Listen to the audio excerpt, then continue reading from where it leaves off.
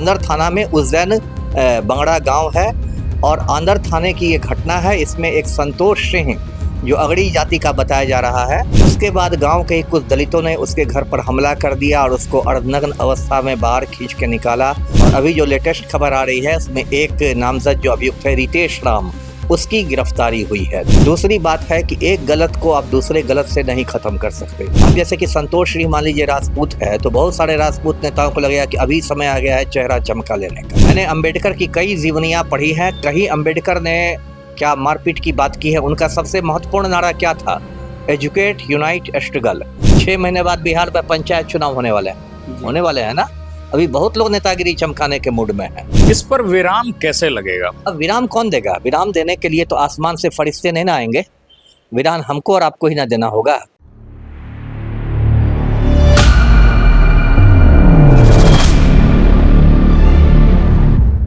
जहां एक तरफ देश अपना असीमा स्वतंत्रता दिवस मना रहा था, वहां दूसरे तरफ सिवान से एक दृश्य निकल करके सामने आया जो पूरे तरीके से तालिबानी पैटर्न को फॉलो करता है।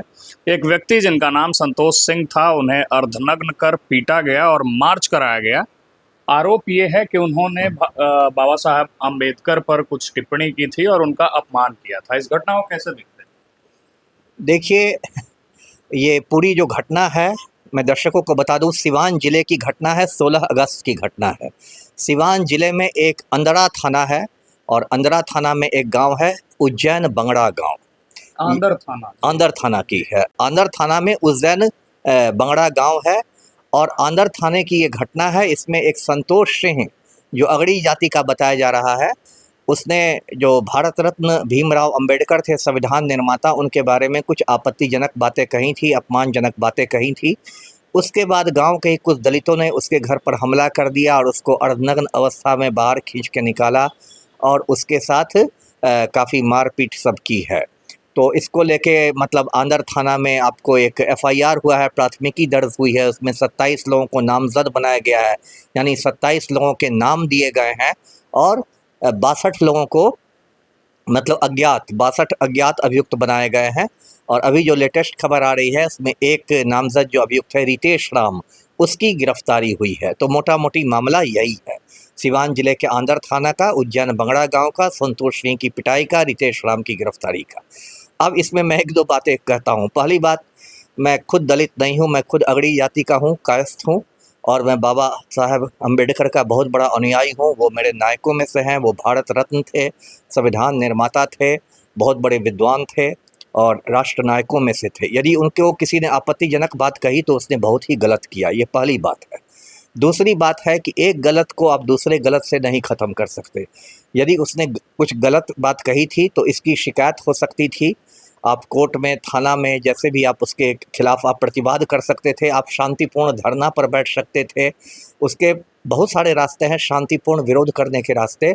लेकिन जिस तरह से आपने घर पर हमला किया, जिस तरह से आपने मारपीट की, उसको कहीं से सही नहीं ठहराया जा सकता है, क्योंकि इससे क्या होता है, सिर्फ जातीय उन्माद बढ़ता है। और आप जानते हैं कि समाज में बहुत सारे ऐसे लोग हैं जो आपदा में अवसर खोजते हैं। अब जैसे कि संतोष सिंह मान लीजिए राजपूत है, तो बहुत सारे राजपूत नेताओं को लगेगा कि अभी समय आ गया है चेहरा चमका लेने का, अभी समय आ गया है नेतागिरी चमका लेने का, अब सिवान चलो, सिवान चलो। बहुत सारे दलित नेताओं को लगेगा कि अभी ही समय है चेहरा चमकाने का। इन लोग को ना अम्बेडकर से कोई मतलब है, ना किसी से मतलब है। ये लोग आपदा में अवसर खोजने वाले आदमी। इसलिए मैं ये कहता हूँ कि भाई, यदि मारपीट हुई है संतोष सिंह के साथ तो वो दुर्भाग्यपूर्ण है। पुलिस अपना काम कर रही है, उसको करने दीजिए। और इसमें जातीय उन्माद फैलाने की और नेतागिरी करने की कोशिश नहीं की जानी चाहिए। आपने देखा होगा पिछले कुछ दिनों में जितने भी कांड हुए हैं बिहार में, भरत तिवारी हत्याकांड हो या अभी जोगिया गांव का कांड हो जिसमें अजीत तिवारी ने चंदेश्वर चौधरी की हत्या कर दी, या अभी लेटेस्ट संतोष सिंह का, सब में आप देखिएगा एक उसको जातीय रंग दिया जाता है ना। भरत तिवारी हत्याकांड में आपको लगा होगा बहुजन महापंचायत हो रहा था, है ना। भरत तिवारी के पक्ष में सवर्ण लोग जुड़ रहे थे और उसके विरोध में मतलब बहुजन महापंचायत हो रहा था, कुशवाहा महापंचायत, क्या क्या। आपको देखिए ये रितेश जो अजीत तिवारी ने हत्या की चंदेश्वर चौधरी की रोहतास के दिनारा में, है ना, जोगिया गांव में, उसमें तुरंत हो गया कि रणवीर सेना और करणी सेना के गुंडे पहुंच गए, अजीत तिवारी के पक्ष में गोलबंद करने लगे। तो इधर से भीम आर्मी पहुंच गई अब इसमें ये हुआ है तो एक सिलसिला बन गया है ना, हर में जातीय उन्माद, महापंचायत, ये वो, तो इससे क्या होगा? समाज में सबसे ज़्यादा जरूरी भाईचारा की ज़रूरत है। जी, सवाल ये भी उठता है, आप खुद भी अधिकारी रहे हैं और बतौर जो लोग बी आर अम्बेडकर को मानते हैं, भीमराव अम्बेडकर साहब को जो लोग मानते हैं, वो लोग संविधान को मानने वाले तो वैसे ही हो गए। तो जो लोग संविधान को मानते हैं वो ऐसा कर रहे हैं, मतलब ये अपने आप में थोड़ा अलग नहीं लग रहा है कि वो लोग तालिबानी मॉडल को follow वो कर रहे हैं? संविधान को मानते ही नहीं है। उसमें से कितने लोगों ने संविधान पढ़ा होगा? जितने लोगों ने मारपीट की है उस गांव में, अंदर थाना में जो भी उज्जैन बगड़ा गांव है, 50, 60, 70 जितने लोगों ने मारपीट की, किसी ने संविधान का मुंह तक नहीं देखा होगा। वो मैं यहाँ बैठ के आपको बता रहा और हूँ। वो लोग जो है अम्बेडकर साहब के सम्मान में गए। वही ना, देखिए होता क्या है कि ये लोग सब लोग व्हाट्सएप यूनिवर्सिटी वाले लोग हैं। मैंने अंबेडकर की कई जीवनियाँ पढ़ी हैं, कहीं अंबेडकर ने क्या मारपीट की बात की है? उनका सबसे महत्वपूर्ण नारा क्या था? Educate, unite, struggle. मतलब शिक्षित हो, एक रहो और संघर्ष करो। कहीं ये गुंडागर्दी की बात की थी बाबा साहब ने? नहीं की थी। तो अब लोग हैं जो व्हाट्सएप यूनिवर्सिटी से जो पढ़ते हैं, उनको ये लगता है, या उसमें से हो सकता है किसी को नेतागिरी। अभी देखिए सब चीज़ को संदर्भ में देखिए, 6 महीने बाद बिहार में पंचायत चुनाव होने वाले हैं ना। अभी बहुत लोग नेतागिरी चमकाने के मूड में है ना। उसी में मैं जानता नहीं हूँ, लेकिन मैं बात कर रहा हूँ, हो सकता है जो भी रितेश राम हो, जो भी लोग हों मारपीट करने वाले, उनको पता चला कि अगला चुनाव मुखिया जी का लड़ रहे हैं। अपनी जाति को जो है पक्ष में अपने जाति आप समझ गए, जातीय गोलबंदी करेंगे, है ना, तब ना वोट मिलेगा।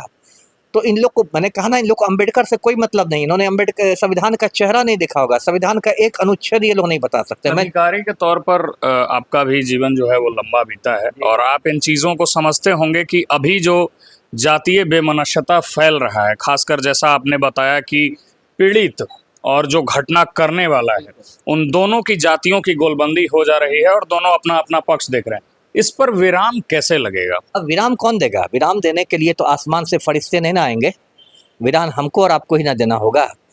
किसको देना? जनता को ना देना पड़ेगा। अब देखिए एक दो मैं उदाहरण देता हूँ। भरत तिवारी की हत्या हुई, अब तो सरकार ने ही मान लिया कि हत्या थी, मुठभेड़ सब फजूल था। तब बताइए सरकार में बैठे लोग क्या क्या बोल रहे थे उस समय? उस समय आपको याद है ना, नागमणि कह रहे थे कि ये तो आतंकवादी था, इसके पास तो पाकिस्तानी पिस्तौल पकड़ाया था।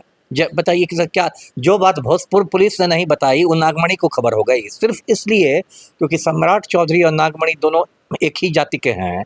नागमणि को अपना कुशवाहा वोट बैंक दिख रहा था, उनको लग रहा था कि सम्राट चौधरी का मैं सपोर्ट करूंगा तो कुशवाहा वोट बैंक मेरा मजबूत होगा। जीतन राम मांझी उलूल जुलूल बयान दे रहे वेल डन भोजपुर पुलिस।